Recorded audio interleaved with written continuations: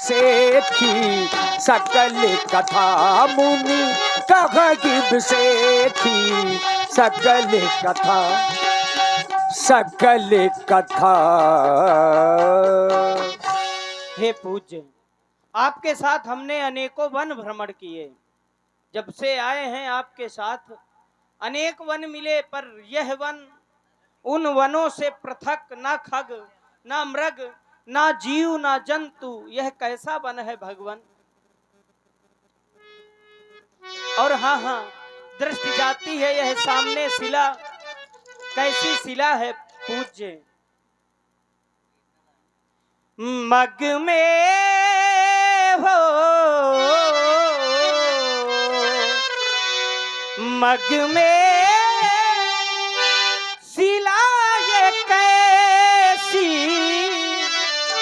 मग में शिला ये कैसी, मुनि जी हमें बताओ, मग में शिला ये कैसी, मुनि जी हमें बताओ, मग में शिला ये कैसी।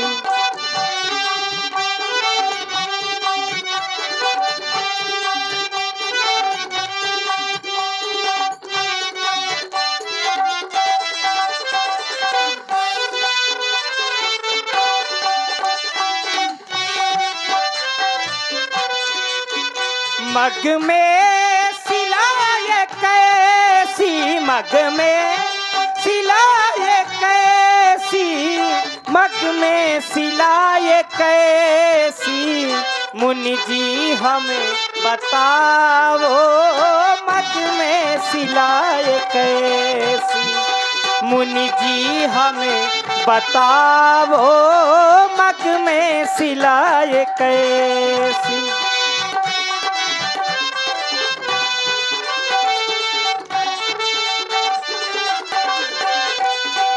ना जीव यहाँ दिखते, ना जंतु यहाँ दिखते, ना जीव।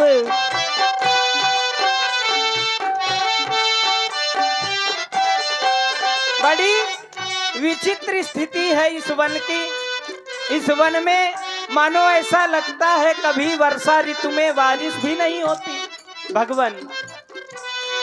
हो ना जीव यहाँ दिखते, ना जंतु यहाँ दिखते, ना जीव यहाँ दिखते, ना जंतु यहाँ दिखते, ये बात है नैसी, ये बात है नैसी, मग में शिला ये कैसी, मुनि जी हमें बताओ, मग में शिला ये कैसी, मुनि जी हमें बताओ, मग में शिला ये कैसी।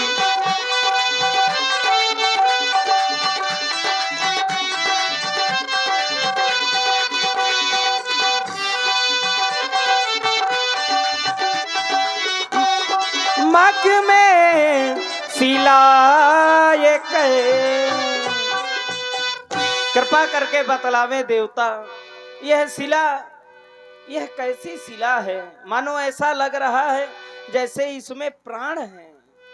सकल कथा मुनि कही बिसेखी। धर्मात्मा राम, इस शिला के विषय में जानना चाहते हो। आज इस आश्रम को देख रहे हो, यहाँ कोई खग मृग जीव जंतु आदि कुछ भी दिखाई नहीं दे रहा है। अतीत में ये आश्रम ऐसा नहीं था। ये गौतम ऋषि का आश्रम है। अतीत में ये हरा भरा आश्रम था। सकुशल गौतम ऋषि अपने परिवार के सहित इसी आश्रम पर निवास किया करते थे। लेकिन एक दिन देवताओं के राजा इंद्र के द्वारा ये गौतम नारी अहिल्या है, इनके साथ छल किया गया। और ये छल मैं तुम्हें संक्षेप में बता रहा हूँ राम। ये छल इन्होंने छिपाना चाहा, जिसके परिणाम स्वरूप गौतम ऋषि के द्वारा इन्हें श्राप दे दिया गया है। तभी से ये पत्थर के रूप में परिवर्तित हो गई है। है तो ये गौतम नार श्राप बस, उपल दे धर धीर, चरण कमल रज चाहती, कृपा करो रघुवीर। आप कह रहे हैं कि चरणों की रज इसके ऊपर डाल दो, लेकिन मैं विचार कर रहा हूं यह ब्राह्मण, मैं क्षत्रिय, ब्राह्मण तो हमारे पूजनीय हैं, और आप कह रहे हैं कि चरण रज। दीनानाथ, ये है नारी,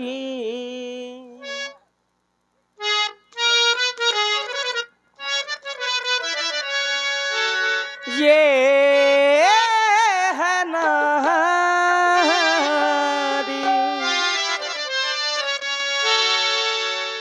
हो ये है नारी,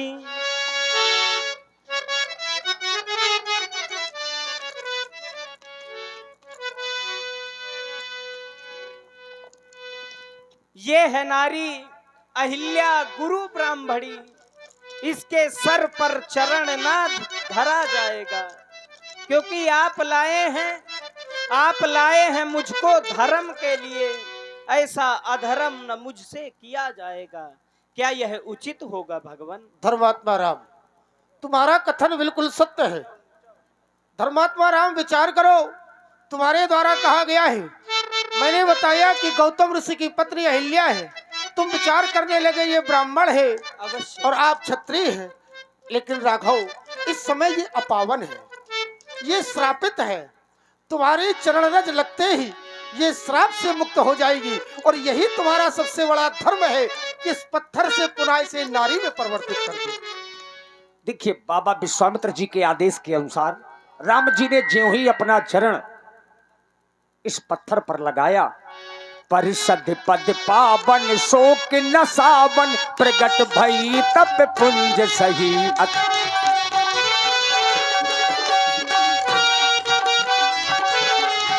देखत रघुनायक जन सुखदायक, सन्मुख हुई कर जोर रही, अति प्रेम अधीरा पुलक शरीरा, मुख नहीं आवहि बचन कही, अतिशय बड़ भागी चरणन लागी, जुगल नयन जले धारु बही।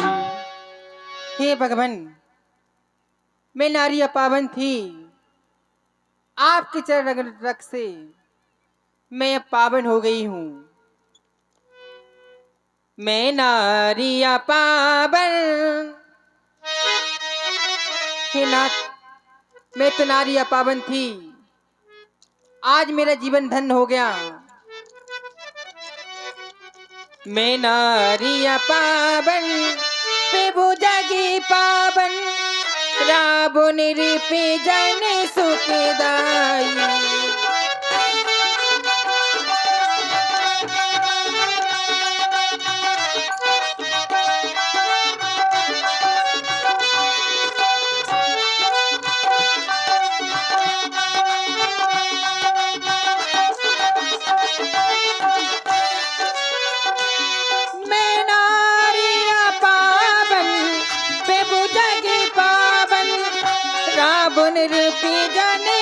सुखदाई राजी देवे लोचन, भय भय मोचन, पाए पाए शरणन आई।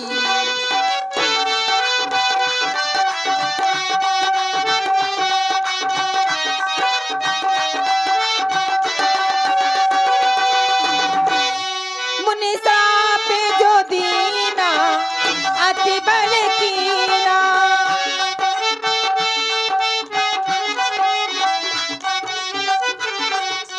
हे भगवान,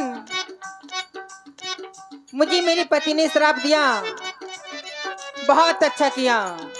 अगर वो मुझे श्राप ना देते तो आपके दर्शन ना होते ना। मुनि श्राप जो दीना, अति बल कीना, परम अनुग्रह में माना।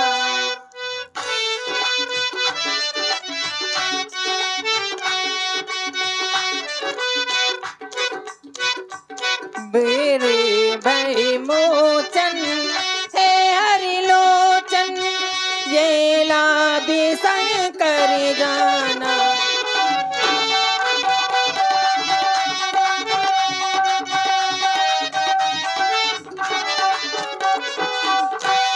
भगवान, आज आपके चरण रगड़ों से मैं धन्य हो गई हूँ।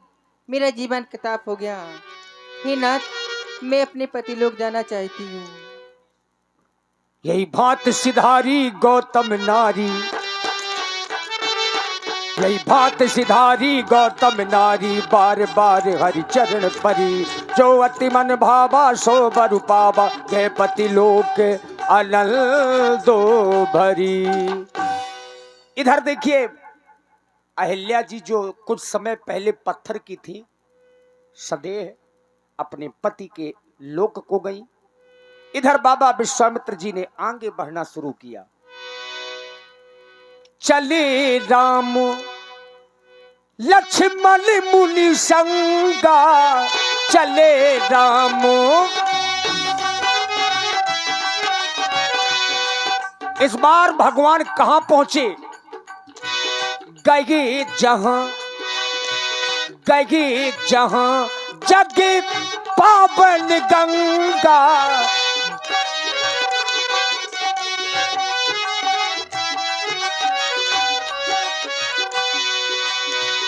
गाधी सुने। बाबा विश्वामित्र जी, हे पूज्य, मैं जानना चाहता हूँ यह सामने प्रवाहित होने वाली नदी कौन सी है?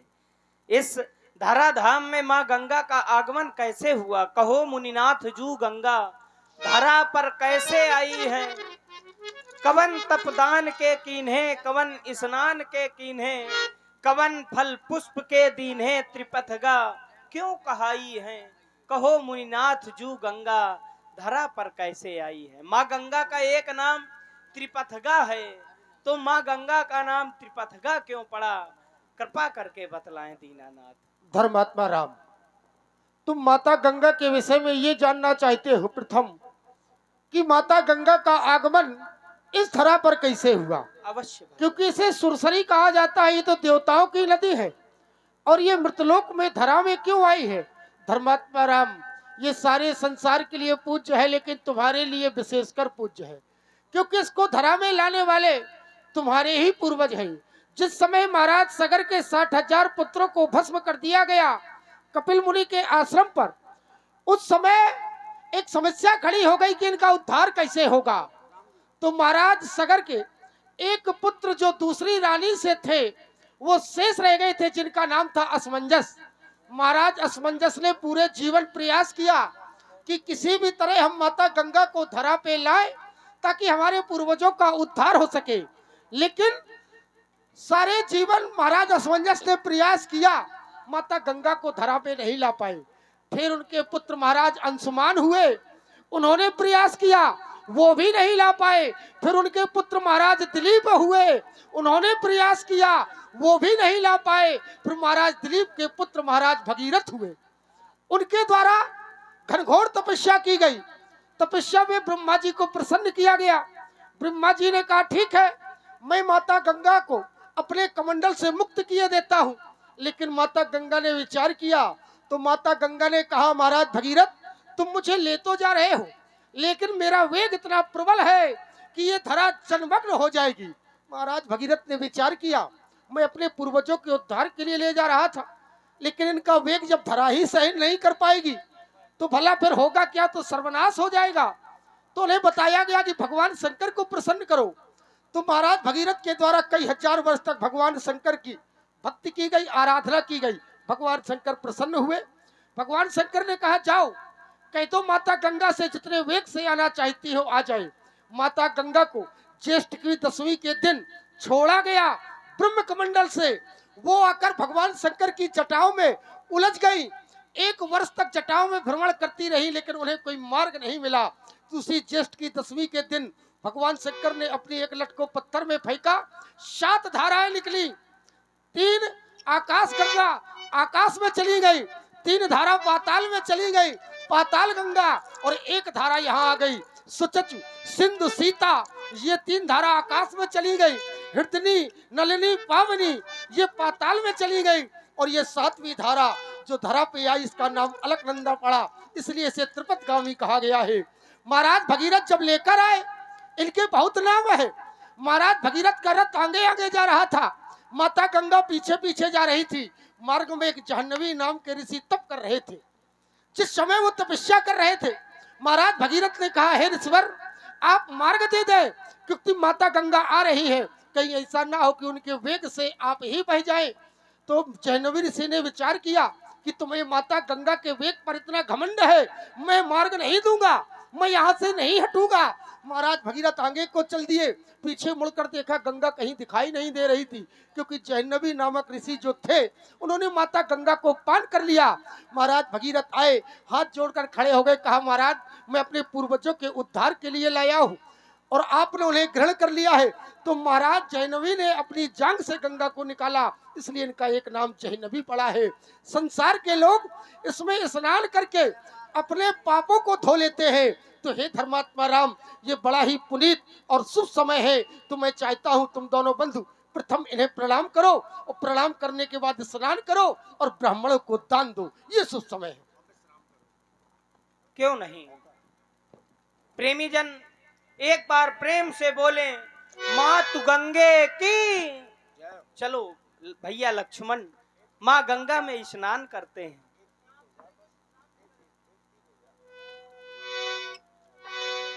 ये बात आइए देखिए। जय हो गंगा मैया की। हर हर मातु गंगे, जय हो गंगा मैया की जय हो।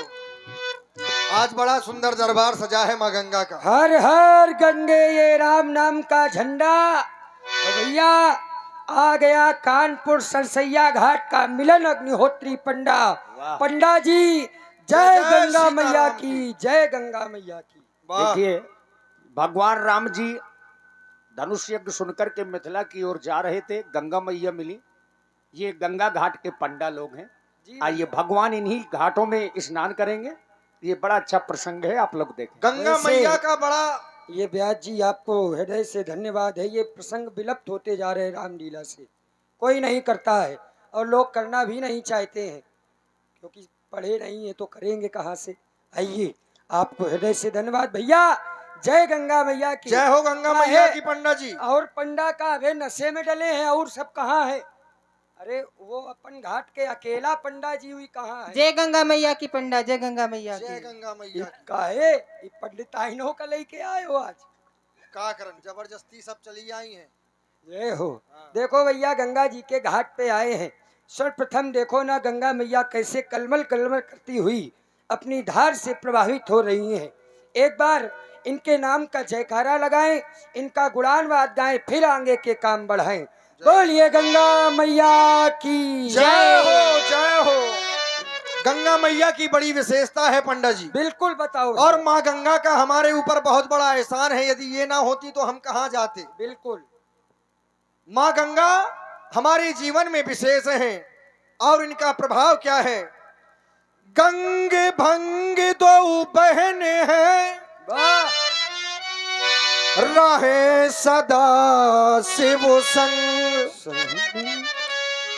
और जिंदा तारन भंग है, सुमुर्दा तारन गंग। गंग, ए भैया, गंगे तुम्हारी धारा अचरज दिखा रही है। गंगे तुम्हारी धारा अचरज दिखा रही है। ए गंगे तुम्हारी धारा अचरज दिखा रही है। गंगे तुम्हारी धारा अचरज दिखा रही है। गंगे तुम्हारी धारा अचरज दिखा रही है। गंगे तुम्हारी धारा अचरज दिखा रही है।